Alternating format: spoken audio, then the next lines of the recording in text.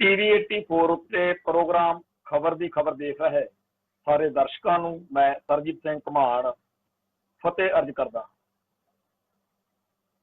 पंजाब दे साबका DGP सुमेध सैनी जिहड़ा सिखां दे कतलेआम दे विच सिखां दी नस्लकुशी दे विच एक चौधरी बन के इत्थे मनुखां दा सिखां दा घाण करदा रहा, उहदे मामले दे विच अज बड़ी चर्चा है कि जिहड़ा एक सिख भाई बलवंत सिंह मुल्तानी नूं कतल कीता सीगा उन्होंने उहदी टीम ने, उहदे मामले दे विच मुल्तानी वाले दे विच दो उहदे जिहड़े नाल दे साथी सीगे उस कतल दे मौके पुलिस वाले उन्हां ने वादा माफ गवाह बन गए। हो वादा माफ गवाह उन्हां दा अदालत ने मन भी लिया ते अज हुण यही चर्चा वा भी 302 धारा उहदे ते लग गई आ सैनी ते 302 लगण दे नाल ही उहनूं टाइम देता वा बई भाई आके सरेंडर कर ते हुण उड़ीक रहे आ सारे जाने कि कदों उहदी गिरफ्तारी हुंदी आ, क्योंकि 302 दे विच उहदी गिरफ्तारी हुण इत्थे एक गल पहिलां दसणी जरूरी आ कि जदों इह बलवंत सिंह मुल्तानी वाला केस जून महीने च उहदे ते होया रजिस्टर्ड पिछे जे मई जून च, तो उदों पुलिस के अंदरले अफसरां ने उहनूं सूह देती, फिर वो पत्ते तोड़ हो गया कि DGP साहब कदे हिमाचल कदे दिल्ली रुकते रखते रहे ते फिर उहनूं बचाउण दे लई जिन्ना क उहनूं राह दिता जा सकदा सी वो पूरा दिता सिस्टम ने, क्योंकि भारतीय हुकूमती सिस्टम दे लई सैनी कोई आम चीज़ नहीं, वो KPS गिल के इशारियां उत्ते सिखां दे कतलेआम करन वाली एक वड्डी तोप आ उन्हां दी।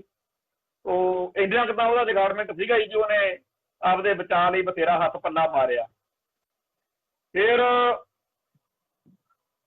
उहनूं गिरफ्तारी तो बचाउण दे लई जो कुछ कर सकदी सी उस मौके दी मशीनरी उन्हें कीता ते एक वारी ये खबर जदों एकदम उभरी सी ते नाल दी नाल लोकां दे मनां विच इह गल आ गई भी होना वाला कुछ नहीं, जमानत उहनूं मिल गई, बाकी पुलिसियां नूं भी मिल जानी आ ते इह खेड जिहड़ी आ भी इत्थे की घूआ घप हो जाना काम। पर फिर हौली हौली कानूनी जिहड़ा दाव पेच सी वो चलदे रहे ते ये जिहड़ी शतरंजी चालां चलियां गईयां ਉਹਦੇ तहत अज ਜਿਹੜਾ ਭਾਣਾ वापरिया भी 302 का परचा हो गया, ਇਹਨੂੰ देख के बहुत ਵੱਡੇ हिस्से ਨੂੰ समाज ਦੇ ਨੂੰ लगता है कि ਹੁਣ ਟੰਗਿਆ गया।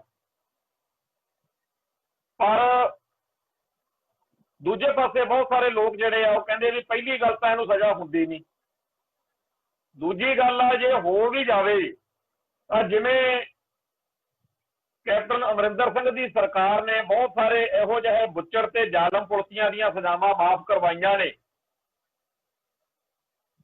ते इवें ही जे गाहां कदे मौका मिलिया तां बादल सरकार इहदी सजा माफ कर दू,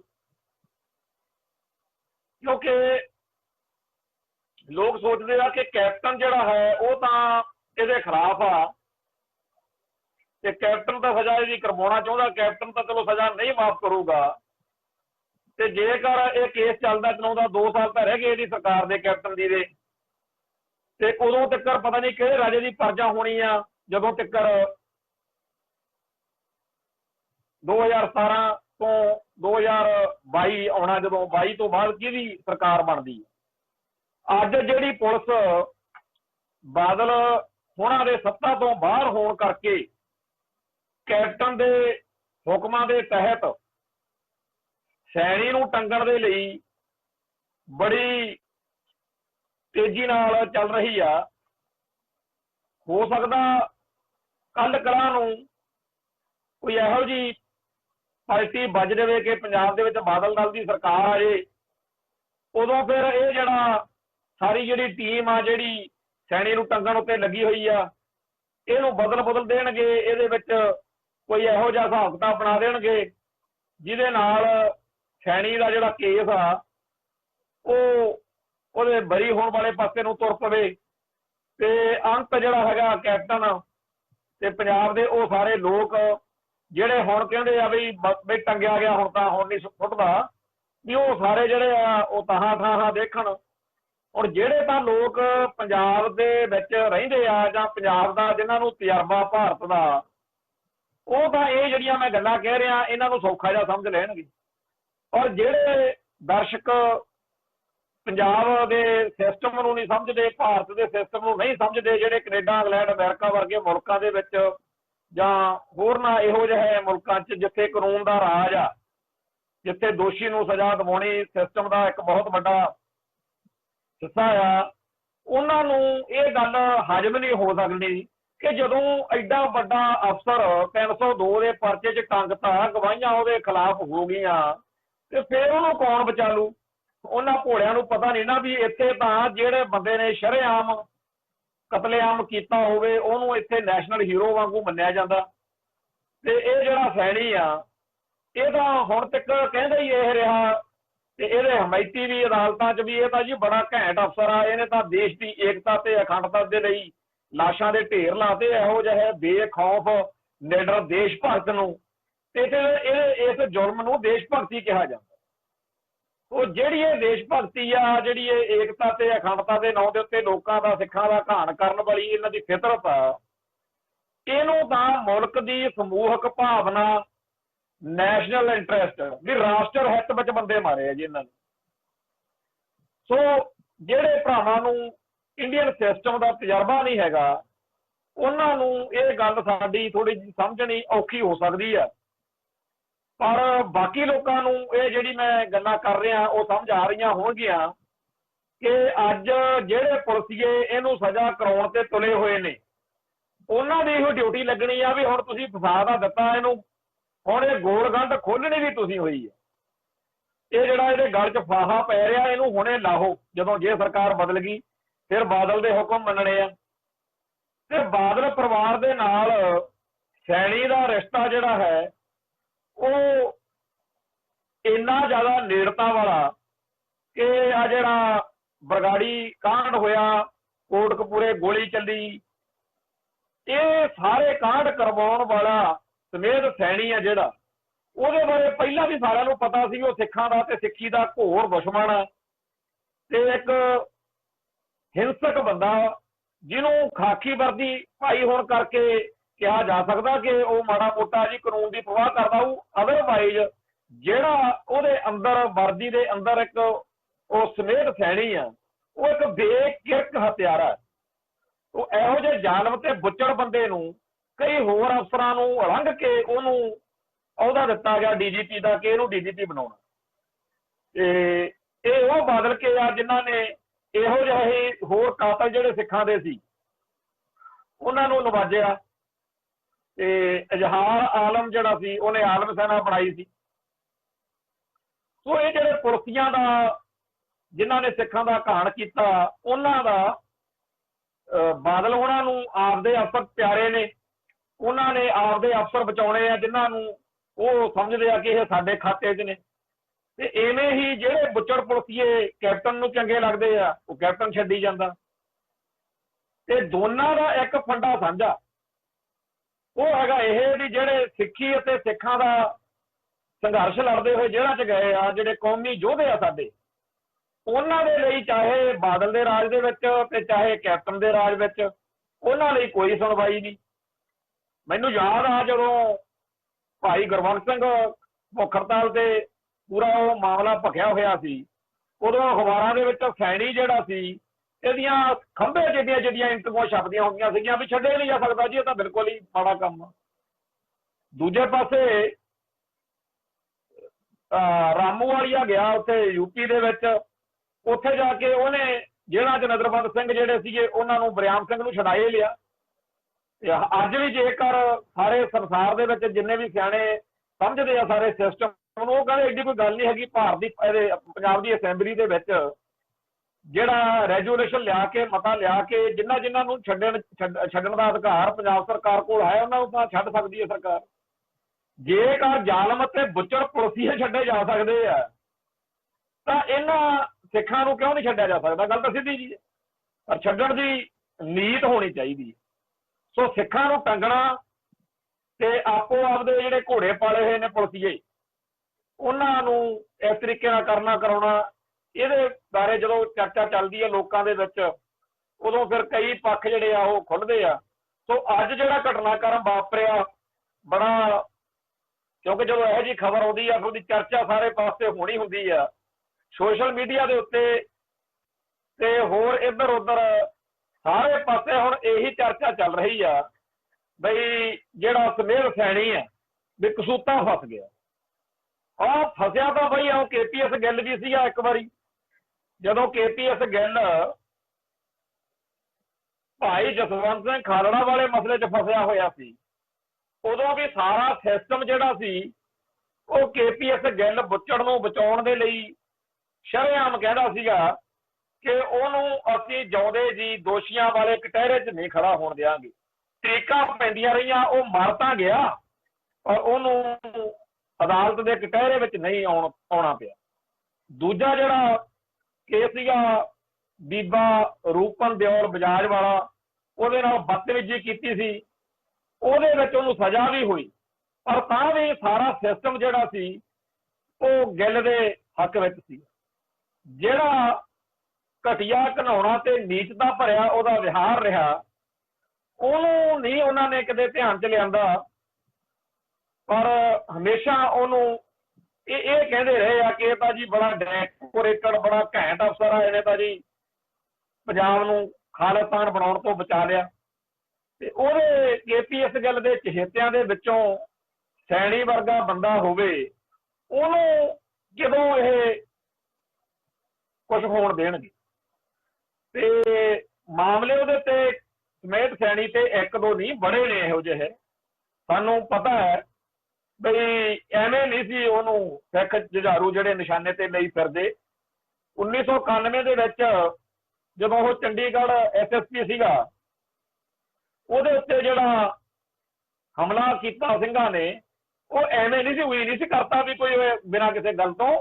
ਸਿੱਖਾਂ ਦਾ ਬਹੁਤ ਵੱਡਾ ਘਾਣ ਜਿਹੜਾ ਇਹ ਕਰਦਾ ਰਿਹਾ ਤੇ ਉਦੋਂ ਬਾਅਦ ਵਿੱਚ ਇਹਨੇ ਜਦੋਂ ਬਚ ਗਿਆ ਉਹ ਚੋਂ ਤਾਂ ਬਹੁਤ ਵੱਡੇ ਪੱਧਰ ਦੇ ਉੱਤੇ ਮਨੁੱਖਤਾ ਦਾ ਘਾਣ ਕੀਤਾ।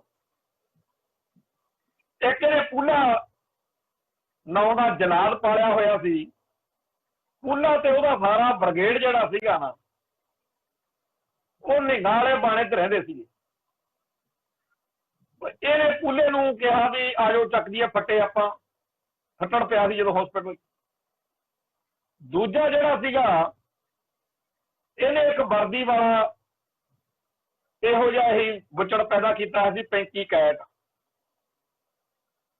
ਤੇ ਉਹਦੇ 35 ਦੇ ਵੀ ਨਾਲ ਦਾ ਟੋਲਾ ਸੀਗਾ। ਹੁਣ 35 ਨੇ ਵਰਦੀ ਪਾ ਕੇ ਉਹ ਸਾਰਾ ਕੁਝ ਇਸ ਸੈਣੀ ਦੇ ਕਹਿਣ ਤੇ ਕੀਤਾ, ਜੋ ਕੁਝ ਨਿਗਾਹ ਵਾਲੇ ਬਾਣੇ ਦੇ ਵਿੱਚ ਪੂਲੇ ਨੇ ਕੀਤਾ। ਸੋ ਇਹ ਤੋਂ ਇੱਕ ਗੱਲ ਨਿਕਲਦੀ ਆ ਕਿ ਬਹੁਤ ਸਾਰੇ ਹੋਰ ਬੁੱਚੜ ਪੁਲਸੀਆਂ ਨੇ ਕੈਟ ਟੋਲੇ ਭਰਤੀ ਕੀਤੇ। ਜਿਹੜਾ ਸੰਤੋਖਾ ਕਾਲਾ ਉਹ ਆਲਮ ਸੈਨਾ ਵਾਲੇ ਇਜ਼ਹਾਰ ਆਲਮ ਦਾ ਕੈਟ ਹੁੰਦਾ। ਇਜ਼ਹਾਰ ਆਲਮ ਜਿਹੜਾ ਸੀ ਉਹਨੇ ਆਮ ਅਪਰਾਧੀਆਂ ਵਿੱਚੋਂ ਜਾਂ ਹੋਰ ਇੱਧਰੋਂ ਉੱਧਰੋਂ ਬੰਦੇ ਇਕੱਠੇ ਕਰਕੇ ਗਰੋਹ ਬਣਾਇਆ ਜਿਹਨੂੰ ਉਹਨੇ ਖਾੜਕੂ ਸੰਘਰਸ਼ ਦੇ ਖਿਲਾਫ ਵਰਤਿਆ। ਏਦਾਂ ਹੀ ਹੋਰ ਬਹੁਤ ਸਾਰੇ ਤਕਰੀਬਨ ਹਰੇਕ SSP ਨੇ ਆਪੋ ਆਪਦਾ ਕੈਟ ਟੋਲਾ ਖੜਾ ਕੀਤਾ, ਪਰ ਸਾਰਿਆਂ ਦੇ ਨਾਲੋਂ ਖਤਰਨਾਕ ਜਿਹੜਾ ਕੈਟ ਗਰੋਹ ਆ ਉਹ ਸੈਣੀ ਦਾ ਸੀ। ਸੈਣੀ ਨੇ ਪੂਲੇ ਦੇ ਰਾਹੀਂ ਨਿਹੰਗ ਬਾਣੇ ਵਾਲੇ ਕੈਟ ਬਣਾਏ ਤੇ 35 ਦੇ ਰਾਹੀਂ ਵਰਦੀ ਵਾਲੇ ਖਾਕੀ ਵਰਦੀ ਵਾਲੇ ਕੈਟ ਟੋਲਾ ਜਿਹੜਾ ਸੀ ਉਹ ਬਣਾਇਆ। ਉਹ ਇਹ ਜਿਹੜਾ ਵੱਖਰੀ ਤਰ੍ਹਾਂ ਦਾ ਕੈਟ ਗਰੋਹ ਇਹਦਾ ਸੀਗਾ, ਉਹ ਜਦੋਂ ਇਹਨੂੰ ਬੰਬ ਧਮਾਕੇ 'ਚ ਸੈਣੀ ਉੱਥੇ ਫੱਟੜ ਪਿਆ ਸੀ, ਇਹਨੇ ਸੱਦ ਲਏ ਉਹਨਾਂ ਨੂੰ, ਕਹਿੰਦਾ ਵੀ ਚੱਕ ਦਿਓ ਫੱਟੇ। ਉਹ ਸਾਰੀ ਗੱਲ 35 ਕੈਟ ਨੇ ਬਾਅਦ ਵਿੱਚ ਜਦੋਂ ਉਹ ਤੋਂ ਨੌਕਰੀ ਖੋਲੀ, ਉਹ ਭੜਕੇ ਹੋਏ ਨੇ, ਵੀਡੀਓ ਵੀ ਕੰਵਰ ਸੰਧੂ ਦੇ ਨਾਲ ਕੀਤੀ ਆ, ਸਾਰਿਆਂ ਨੂੰ ਦੇਖੀ ਆਪਾਂ। ਤੇ ਫਿਰ 35 ਨੇ ਉਹ 'ਚ ਜਿਵੇਂ ਦੱਸਿਆ, ਵੈਸੇ ਸਾਰਿਆਂ ਨੂੰ ਹੀ ਪਤਾ, ਇਹਨਾਂ ਨੂੰ ਵਹਿਮ ਸੀਗਾ ਵੀ ਇਹ ਕਾਰਾ ਜਿਹੜਾ ਹੈ, ਇਹ ਬੰਬ ਧਮਾਕਾ ਜਿਹੜਾ ਹੈ ਇਹ ਬੱਬਰ ਖਾਲਸਾ ਵਾਲੇ ਸਿੰਘਾਂ ਨੇ ਕੀਤਾ ਤੇ ਇਹਨਾਂ ਨੇ ਭਾਈ ਬਲਵਿੰਦਰ ਸਿੰਘ ਜਟਾਣੇ ਦਾ ਜਿਹੜਾ ਪਰਿਵਾਰ ਸੀਗਾ ਉਹ ਨਿੱਕੇ ਬੱਚੇ ਤੋਂ ਲੈ ਕੇ ਬਜ਼ੁਰਗ ਦਾਦੀ ਤੱਕ ਜਿੰਨੇ ਵੀ ਘਰ ਦੇ ਵਿੱਚ ਸੀਗੇ ਸਾਰਿਆਂ ਨੂੰ ਪਹਿਲਾਂ ਗੋਲੀਆਂ ਮਾਰੀਆਂ ਤੇ ਫਿਰ ਘਰ ਨੂੰ ਅੱਗ ਲਾ ਕੇ ਸਾਰੇ ਟੱਬਰ ਨੂੰ ਉਹਨਾਂ ਨੂੰ ਸਾੜ ਦਿੱਤਾ ਸੀ। ਤੇ ਪੂਲੇ ਤੋਂ ਕੰਮ ਇਹਨੇ ਕਰਵਾਇਆ ਔਰ ਇਹ ਕੰਮ ਤਾਂ ਪੂਲੇ ਦਾ ਜਾਂ ਸੈਣੀ ਦਾ ਦੁਨੀਆ ਦੀ ਨਜ਼ਰ 'ਚ ਆ ਗਿਆ। ਏਦਾਂ ਦੇ ਪੰਜਾਬ ਦੇ ਵਿੱਚ ਘੱਟੋ ਘੱਟ 200 ਵਾਰਦਾਤਾਂ ਹੋਣਗੀਆਂ ਜਿਹੜੀਆਂ ਪੂਲੇ ਰਾਹੀਂ ਸੈਣੀ ਨੇ ਕਰਵਾਈਆਂ। ਜਿਹੜੇ ਜਿਹੜੇ ਬੰਦੇ ਸਿੱਖ ਸੰਘਰਸ਼ ਦਾ ਸਾਥ ਸਹਿਯੋਗ ਦੇਣ ਵਾਲੇ ਪੰਥ ਪ੍ਰਸਤ ਲੋਕ ਸੀ ਉਹਨਾਂ ਨੂੰ ਕਿਵੇਂ ਟਾਰਗੇਟ ਕੀਤਾ, ਕਿਵੇਂ ਜਲੀਲ ਕੀਤਾ ਪੂਲੇ ਰਾਹੀਂ, ਉਹ ਇੱਕ ਵੱਖਰੀ ਸੈਣੀ ਦੀ ਦਾਸਤਾਨ। ਦੂਜੀ ਸੈਣੀ ਦੀ ਦਾਸਤਾਨ ਪੈਂਕੀ ਦੇ ਰਾਹੀਂ ਹੈ ਤੇ ਪੈਂਕੀ ਨੇ ਕੁਝ ਕੁ ਖੁਲਾਸੇ ਕੀਤੇ ਵੀ ਆ ਵੀ ਸਾਨੂੰ ਜਦੋਂ ਕਹਿ ਦਿੰਦੇ ਸੀ ਸਾਹਿਬ ਫਿਰ ਅਸੀਂ ਚੱਕ ਲਿਆਉਂਦੇ ਸੀਗੇ। ਜਿਵੇਂ ਉਹਨੇ ਪ੍ਰੋਫੈਸਰ ਰਜਿੰਦਰ ਪਾਲ ਸਿੰਘ ਬੁਲਾਰਾ ਉਹਨਾਂ ਦਾ ਦੱਸਿਆ ਵੀ ਕਿਵੇਂ ਅਸੀਂ ਉੱਥੋਂ ਚੱਕ ਕੇ ਲਿਆਏ ਤੇ ਨਾਲ ਹੋਰ ਸੀਗੇ ਮੋਹਾਲੀ ਤੋਂ ਚੱਕ ਕੇ ਲਿਆਂਦੇ ਪੈਂਕੇ ਮੋਹਾਲੀ ਹੋਣੀ ਤੇ ਕਿਵੇਂ ਉਹਨਾਂ ਨੂੰ ਲੁਧਿਆਣੇ ਲਿਆ ਕੇ ਉਹ ਕੇ ਜਿਹੜਾ ਕਤਲ ਕੀਤਾ। ਤੇ ਪੈਂਕੀ ਦੇ ਦੱਸਣ ਦੇ ਮੁਤਾਬਕ ਹੀ ਕਿੰਨੇ ਬੰਦਿਆਂ ਦਾ ਕਤਲੇਆਮ ਸੈਣੀ ਨੇ ਉਦੋਂ ਉਹ ਦੱਸਿਆ ਉਹਨੇ ਆਪਦੀ ਇੰਟਰਵਿਊ 'ਚ ਕੀਤਾ। ਤੇ ਪੈਂਕੀ ਅਤੇ ਪੂਲੇ ਰਾਹੀਂ ਜਿਹੜੇ ਕਤਲ ਕੀਤੇ ਉਹ ਅੱਡ ਨੇ।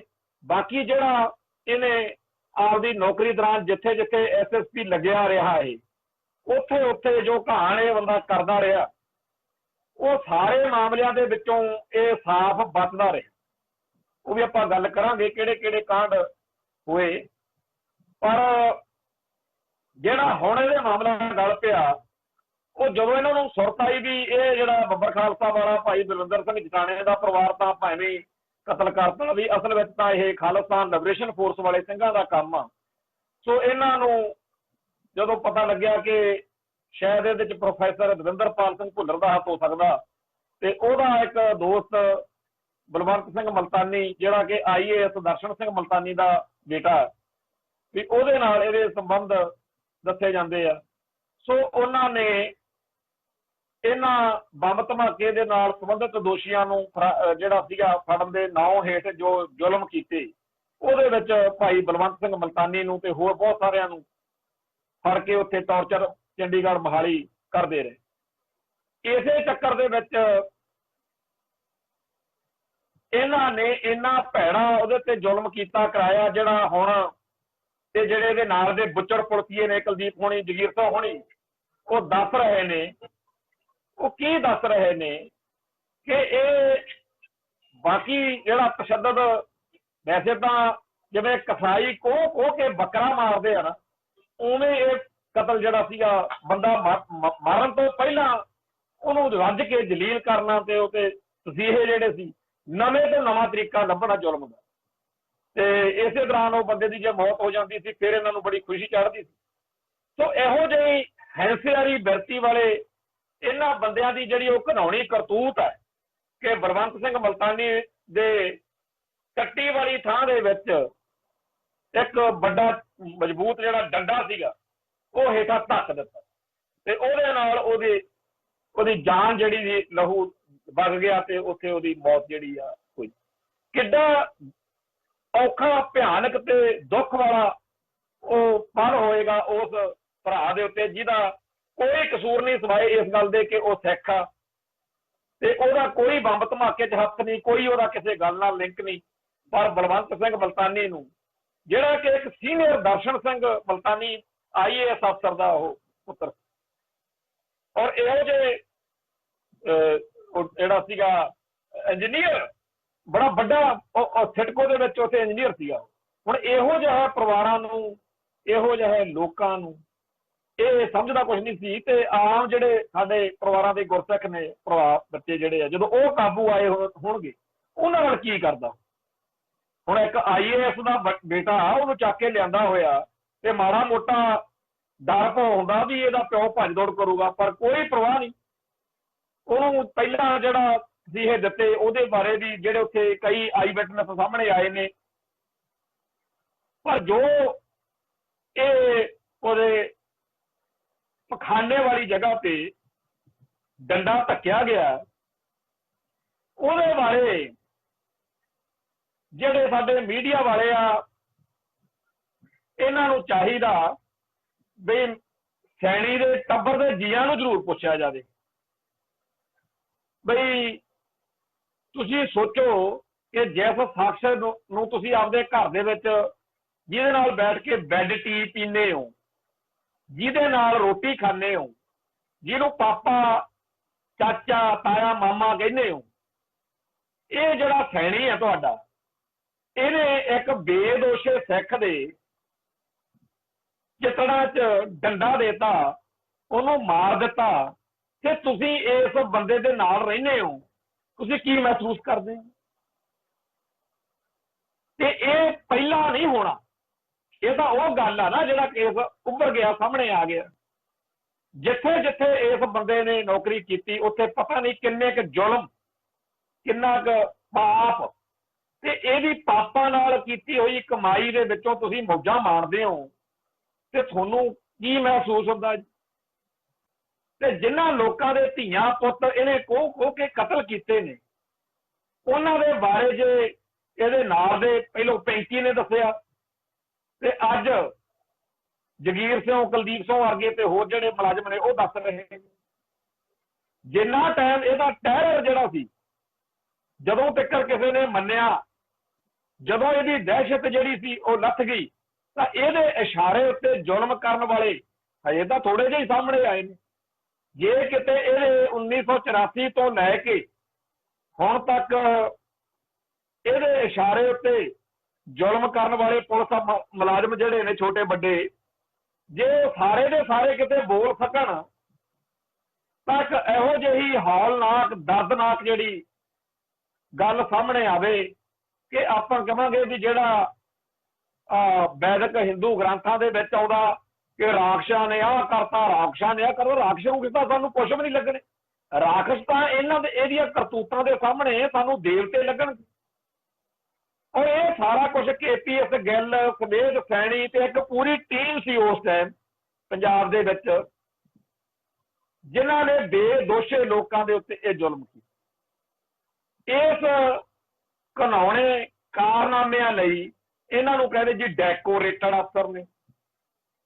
ਹੁਣ ਇਹ ਜਿਹੜਾ ਇਹੋ ਜਿਹਾ ਖਾਕੀ ਵਰਦੀ ਦੇ ਵਿੱਚ ਬਚਿਆ ਰਿਹਾ ਬੰਦਾ, ਪਰ ਇਹਨੂੰ ਇਸ ਗੱਲ ਦਾ ਗਰੂਰ ਬੜਾ ਸੀ ਕਿ ਆਪਾਂ ਤਾਂ ਬਸ ਰੱਬ ਵਾਂ। ਇਹਦੇ ਖਿਲਾਫ ਕੇਸ ਚੱਲੇ, ਬੜੇ ਰੌਲੇ ਉੱਭਰੇ, ਪਰ ਇਹ ਜ਼ੁਲਮਾਂ ਦੇ ਨਾਲ ਲੋਕਾਂ ਨੂੰ ਡਰਾ ਧਮਕਾ ਕੇ ਖਾਮੋਸ਼ ਕਰਵਾ ਲੈਂਦਾ ਰਿਹਾ। ਆਖਰ ਜਿਹੜਾ ਇਹ ਮਾਮਲਾ ਸੀ, ਇਹਦੇ ਵਿੱਚ ਵੀ CBI ਨੇ ਕੇਸ ਜਦੋਂ ਚੱਲਿਆ ਤਾਂ ਉੱਥੇ ਚੰਡੀਗੜ੍ਹ, ਦਿੱਲੀ ਦੇ ਵਿੱਚ ਇਹ ਸੁਰਖਰੂ ਹੋ ਕੇ ਇੱਕ ਵਾਰੀ ਆਦਾ ਆਰਾਮ ਨਾਲ ਬੈਠਾ, ਪਰ ਮੂਸਾ ਭੱਜਿਆ ਮੌਤ ਤੋਂ ਤੇ ਅੱਗੇ ਮੌਤ ਖੜੀ। ਘੇਰ ਲਿਆ ਸਮੇਂ ਨੇ। ਕਰੋਨਾ ਵਾਲੇ ਦਿਨਾਂ 'ਚ ਜਿੱਦਾਂ ਇਹ ਖਬਰ ਫਲੈਸ਼ ਹੋਈ, ਲੋਕ ਹੱਕੇ ਬੱਕੇ ਰਹਿ ਗਏ ਜੀ ਸੈਣੀ। ਫਿਰ ਲੋਕਾਂ ਨੇ ਸੋਚਿਆ ਵੀ ਚਲੋ ਤੇਲ ਦੇਖੋ, ਤੇਲ ਦੀ ਧਾਰ ਦੇਖੋ। ਤੇ ਉਹ ਜਿਹੜਾ ਡਰਾਮਾ ਜਿਹਾ ਉਦੋਂ ਹੋਇਆ ਵੀ ਇਹਨੂੰ ਤਾਂ ਜੀ ਹਰ ਤਰੀਕੇ ਨਾਲ ਜ਼ਮਾਨਤ ਹੋਣ ਦਿੱਤੀ ਜਾ ਰਹੀ ਆ, ਬੜੀਆਂ ਇਹਨੂੰ ਖੁੱਲ੍ਹਾਂ ਦਿੱਤੀਆਂ ਜਾ ਰਹੀਆਂ ਵੀ ਕੋਈ ਗੱਲ ਨਹੀਂ, ਲੋਕਾਂ ਨੂੰ ਲੱਗਿਆ ਵੀ ਨਹੀਂ ਕੁਛ ਨਹੀਂ ਬਣਨਾ। ਪਰ ਹੁਣ ਜਦੋਂ ਇਹਦੇ ਵਾਅਦਾ ਮਾਲਗੋਆ ਬਣਿਆ ਸਾਥੀ, ਤਾਂ ਕਹਾਣੀ ਥੋੜੀ ਜੀ ਹੁਣ ਦਿਲਚਸਪ ਬਣੀ ਹੈ ਤੇ ਲੋਕ ਬੇਸ਼ੱਕ ਇਹ ਚਰਚਾ ਹੋਣ ਲੱਗ ਪਈ ਆ ਕਿ ਕੈਪਟਨ ਦੇ ਰਾਜ ਵਿੱਚ ਜੇ ਇਹਨੂੰ ਸਜ਼ਾ ਹੋ ਗਈ, ਤੇ ਜੇ ਇਹ ਕੇਸ ਅਜੇ ਚੱਲਦਾ ਹੋਇਆ ਸਰਕਾਰ ਚਲੀ ਗਈ ਫਿਰ ਫਰਕ ਪੈ ਜਾਊ। ਦੂਜਾ ਕਹਿੰਦੇ ਆ ਵੀ ਜੇਕਰ ਸਜ਼ਾ ਹੋ ਵੀ ਗਈ ਤਾਂ ਇਹਨੂੰ ਅਗਲੀ ਸਰਕਾਰ ਜੇ ਬਾਦਲ ਕਹਿੰਦੀ ਆ ਜਾਊ, ਉਹ ਫਿਰ ਜਿਵੇਂ ਕਿ ਹੋਰ ਪਹਿਲਾਂ ਬੁੱਚੜ ਤੇ ਜ਼ਿਆਦਾ ਪੁਲਿਸੀਆਂ ਦੀਆਂ ਸਜ਼ਾਵਾਂ ਮਾਫ ਕਰਵਾਈਆਂ ਨੇ, ਉਵੇਂ ਸਜ਼ਾ ਮਾਫ ਕਰਵਾ ਦੇਣਗੇ। ਇਹ ਦੋਨੇ ਖਦਸ਼ੇ ਲੋਕਾਂ ਦੇ ਸੱਚੇ, ਪਰ ਉਹਦੇ ਲਈ ਸਭ ਤੋਂ ਪਹਿਲੀ ਤਾਂ ਗੱਲ ਇਹ ਹੋਣੀ ਚਾਹੀਦੀ ਹੈ ਕਿ ਭਵਿੱਖ ਨੂੰ ਹਨੇਰਾ ਮੰਨ ਕੇ ਅੱਜ ਇਸ ਚੀਜ਼ ਤੋਂ ਰੁਕਣਾ ਨਹੀਂ ਚਾਹੀਦਾ। ਅੱਜ ਇਸ ਅਦਾਲਤੀ ਸਿਸਟਮ ਜਿਹਨੇ ਸਿੱਖਾਂ ਨੂੰ ਕਦੇ ਇਨਸਾਫ ਨਹੀਂ ਦਿੱਤਾ, ਤੇ ਜਿਹੜੇ ਲੋਕ ਇਹਦੇ ਰਾਹੀਂ ਲੱਗੇ ਹੋਏ ਨੇ ਉਹਨਾਂ ਨੂੰ ਆਪਦੀ ਜੰਗ ਤਕੜੇ ਹੋ ਕੇ ਲੜਨੀ ਚਾਹੀਦੀ ਆ ਤੇ ਸਜ਼ਾ ਇਹਨੂੰ ਕਰਾਉਣੀ ਚਾਹੀਦੀ। ਬਾਕੀ ਜਦੋਂ ਦੇਖਦੇ ਆ ਇਸ ਕੇਸ ਦੀਆਂ ਕਹਾਣੀਆਂ ਤਾਂ ਇੱਕ ਹੋਰ ਗੱਲ, ਇੱਕ ਹੋਰ ਨਜ਼ਰੀਆ, ਇੱਕ ਹੋਰ ਐਂਗਲ ਸਾਹਮਣੇ ਆਉਂਦਾ, ਉਹ ਹੈਗਾ ਵਿਰਕ ਪਰਿਵਾਰ ਦਾ। ਯਾਦ ਰੱਖਣ ਦੀ ਲੋੜ ਹੈ ਕਿ ਜਦੋਂ ਬਾਦਲ ਦਾ ਰਾਜ ਆਇਆ ਉਦੋਂ ਸਾਬਕਾ ਡੀਜੀਪੀ ਵਿਰਕ ਜਿਹੜਾ ਸੀ, ਸਰਬਜੀਤ ਸਿੰਘ ਵਿਰਕ, ਉਸ ਵਿਰਕ ਨੂੰ ਇਸ ਸਮੇਤ ਸੈਣੀ ਰਾਹੀਂ ਬਾਦਲਕਿਆਂ ਨੇ ਤੰਗ ਪਰੇਸ਼ਾਨ ਕਰਵਾਇਆ। ਉਹ ਤੇ ਮੁਕੱਦਮਾ ਦਰਜ ਕਰਵਾਇਆ। ਉਹ ਸੱਚਾ ਸੀ ਜਾਂ ਝੂਠਾ ਸੀ ਉਹ ਬਾਅਦ ਦੀਆਂ ਗੱਲਾਂ, ਪਰ ਸੈਣੀ ਨੇ ਬਾਦਲਕਿਆਂ ਦੇ ਹੁਕਮਾਂ ਤੇ ਵਿਰਕ ਦਾ ਘੁੰਡਾ ਕਰਤਾ। ਹੁਣ ਵਿਰਕ ਤੇ ਉਹਦਾ ਟੱਬਰ ਕਹਿੰਦਾ ਵੀ ਸਾਡੇ ਨਾਲ ਵਧੀਕੀ ਹੋਈ ਆ। ਵਿਰਕ ਵੀ ਉਸ ਸਮੇਂ ਦੌਰਾਨ ਡੀਜੀਪੀ ਅਫਸਰ ਰਿਹਾ, ਬਾਅਦ ਡੀਜੀਪੀ ਵੀ ਰਿਹਾ। ਤੇ ਯਾਦ ਰੱਖਣ ਦੀ ਲੋੜ ਆ ਕਿ ਜਦੋਂ ਬਲੈਕ ਥੰਡਰ ਆਪਰੇਸ਼ਨ ਹੋਇਆ 1988 ਚ, ਉਦੋਂ ਇੱਥੇ ਅੰਮ੍ਰਿਤਸਰ ਉਹ ਮੇਨ ਅਫਸਰ ਸੀਗਾ। ਹੋਰ ਵੀ ਕਈ ਉਹਦੇ ਨਾਂ ਦੇ ਉੱਤੇ ਗੱਲਾਂ ਜੁੜਦੀਆਂ, ਵਿਰਕ ਸੈਨਾ ਦੀ ਗੱਲ ਵੀ ਜੁੜਦੀ। ਹੁਣ ਇਹ ਜਿਹੜੀ ਆਪਸੀ ਕਾਟੋ ਕਲੇਸ਼ ਇਹਨਾਂ ਪੁਲਿਸ ਅਧਿਕਾਰੀਆਂ ਦਾ ਹੋਇਆ, ਜਿਵੇਂ ਆ ਪਿੱਛੇ ਜੇ ਡੀਜੀਪੀ ਲੱਗਣ ਦੇ ਨਾਂ ਦੇ ਉੱਤੇ ਚੱਟੋਪਾਧਿਆ ਜਿਹੜਾ ਅਫਸਰ ਆ, ਸਿਧਾਰਥ ਚੱਟੋਪਾਧਿਆ, ਉਹ ਫਿਰ ਕਹਿੰਦਾ ਸੀ ਵੀ ਮੇਰਾ ਹੱਕ ਬਣਦਾ, ਉਹਨੇ ਕੇਸ ਕਰਤਾ। ਤੇ ਇੱਕ ਮੁਹੰਮਦ ਮੁਸਤਫਾ ਵਾ, ਇਹਨਾਂ ਦੀ ਆਪਸ ਵਿੱਚ ਅਫਸਰਾਂ ਦੀ ਕਾਟੋ ਕਲੇਸ਼ ਬਹੁਤ ਚੱਲਦੀ ਰਹਿੰਦੀ ਹੈ। ਸੋ ਜਿਹੜਾ ਵਿਰਕ ਨੂੰ ਟੰਗਿਆ ਸੀਗਾ ਉਦੋਂ, ਉਹ ਹੁਣ ਸਮਾਂ ਉਡੀਕਦਾ ਰਿਹਾ ਅਗਲਾ।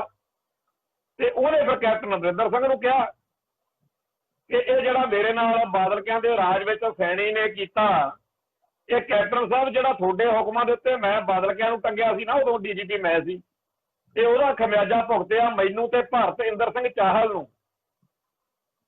ਇਹ ਜਿਹੜਾ ਬਾਦਲਕਿਆਂ ਦੇ ਰਾਜ ਵਿੱਚ ਜਲੀਲ ਹੋਣਾ ਪਿਆ ਤੇ ਹੁਣ ਬਦਲਾ ਲੈਣ ਦਾ ਮੌਕਾ। ਉਹ ਲੋਕਾਂ ਦਾ ਲੱਗਦਾ ਸੀਗਾ ਵੀ ਬਰਗਾੜੀ ਬੇਅਦਬੀ ਵਾਲੇ ਮਸਲੇ ਉੱਤੇ ਕੈਪਟਨ ਚੱਕ ਕੇ ਇਹਨਾਂ ਨੂੰ ਜੇਲ੍ਹ ਚ ਤੁੰਨੂਗਾ, ਪਰ ਉਹਨੇ ਇੱਧਰੋਂ ਤਾਂ ਇਹਨਾਂ ਦਾ ਬਚਾਅ ਰੱਖਿਆ।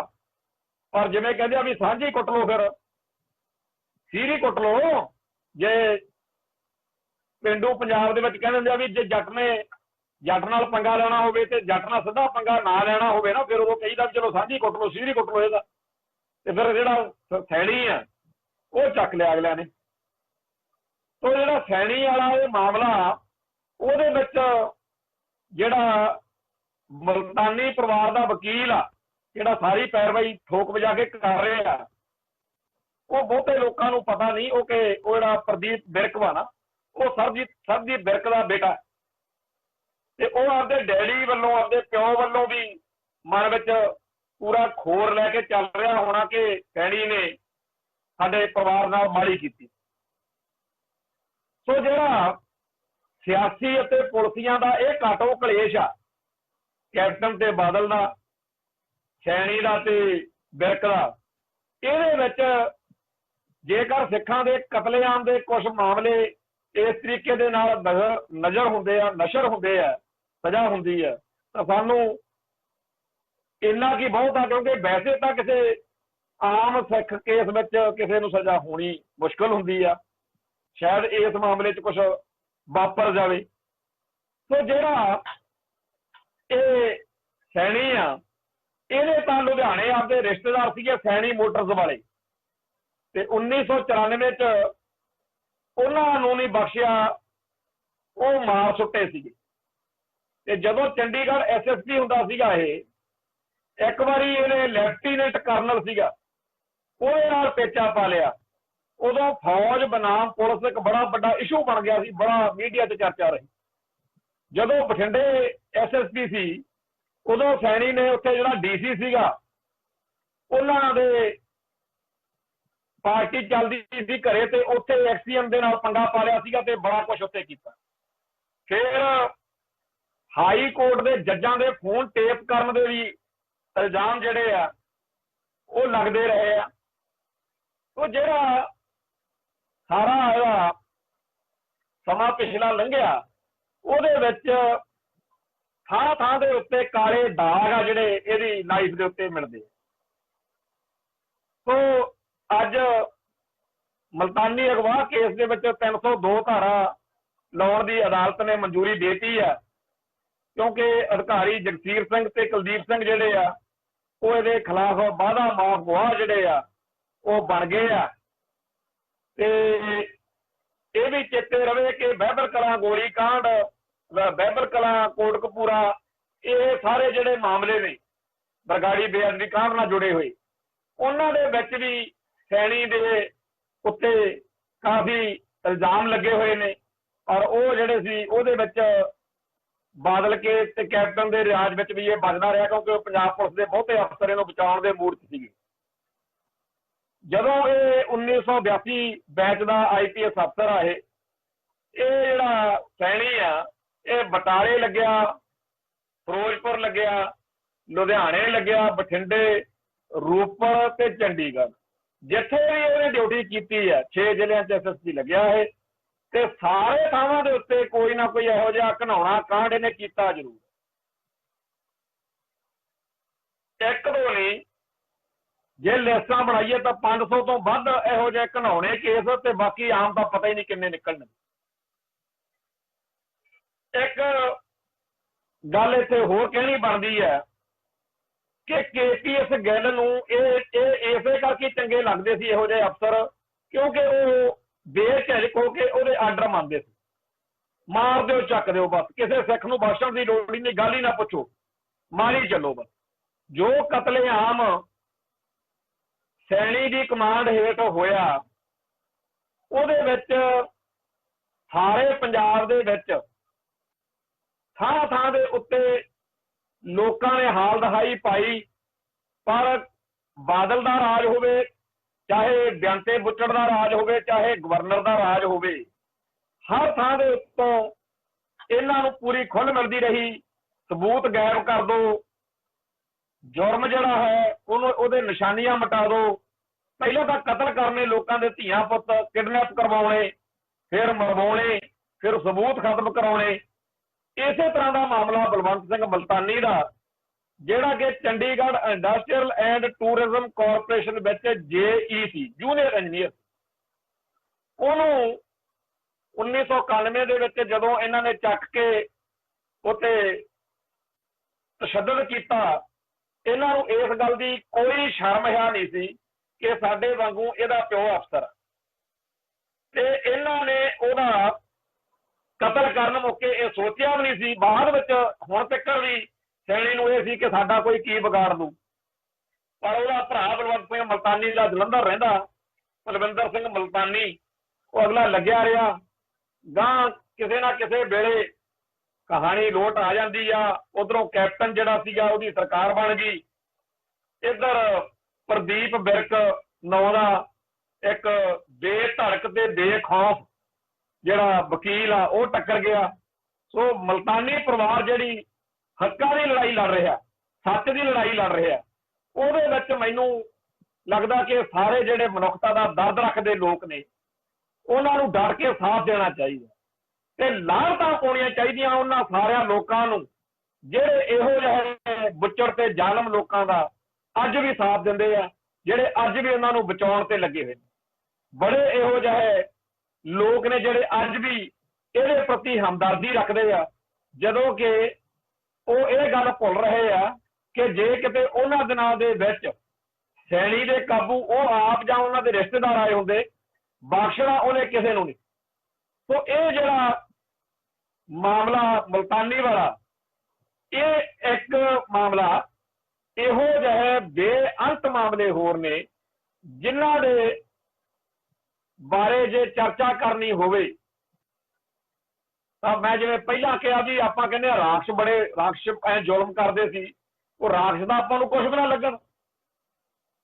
ਸੋ ਜਿਹੜਾ ਪੰਜਾਬ ਦੇ ਵਿੱਚ ਮਨੁੱਖਤਾ ਦਾ ਕਤਲੇਆਮ ਹੋਇਆ, ਉਹਦੇ ਵਿੱਚ ਬੜੇ ਪੱਖ ਅੱਡ-ਅੱਡ ਮੌਕਿਆਂ ਤੇ ਖੁੱਲ੍ਹਦੇ ਰਹੇ ਨੇ।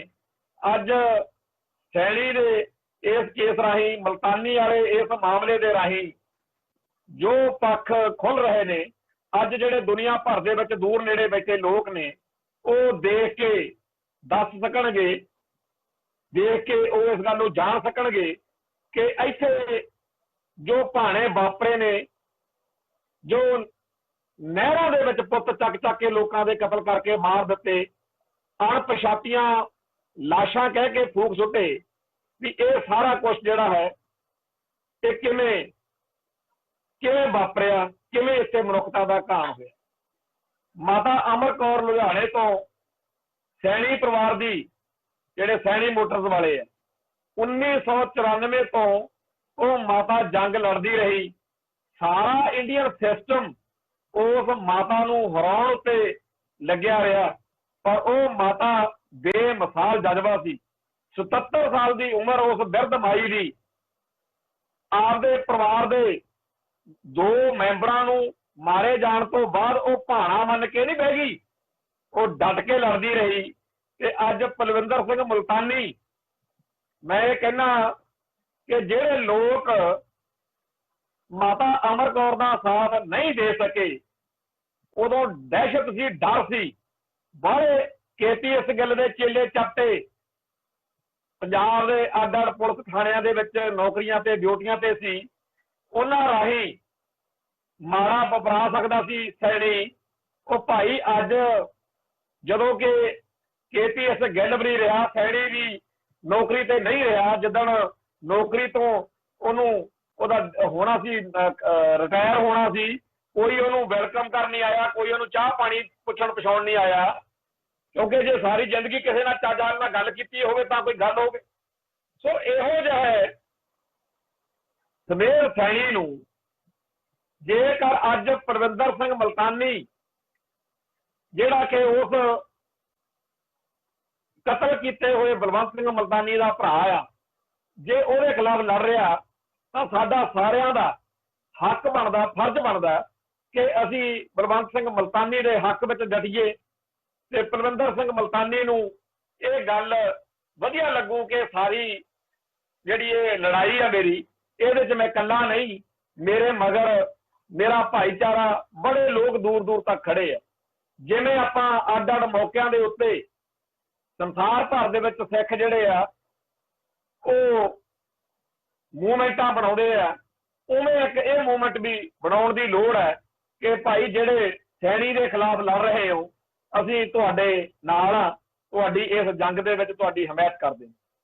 ਸੋ ਅੱਗੇ ਕੀ ਵਾਪਰਦਾ ਇਹ ਇਤਿਹਾਸ ਦੱਸੇਗਾ। ਆਉਣ ਵਾਲੇ ਦਿਨਾਂ ਦੇ ਵਿੱਚ ਇਹ ਘਟਨਾਕ੍ਰਮ ਹੋਰ ਜ਼ਿਆਦਾ ਗੰਭੀਰ ਤੇ ਗਹਿਰਾਊਗਾ। ਆਪਾਂ ਪਲ ਪਲ ਇਹ ਸਾਰੇ ਉੱਤੇ ਨਜ਼ਰ ਰੱਖਾਂਗੇ। ਇਹ ਸਾਡੀ ਕੌਮ ਦੇ ਉਸ ਦੌਰ ਦੇ ਨਾਲ ਜੁੜੀਆਂ ਹੋਈਆਂ ਗੱਲਾਂ ਬਾਤਾਂ ਨੇ, ਜਦੋਂ ਸਾਡੀ ਨਸਲਕੁਸ਼ੀ ਜਿਹੜੀ ਸੀ ਉਹ ਬੜੇ ਜ਼ੋਰਾਂ ਤੇ ਸੀ।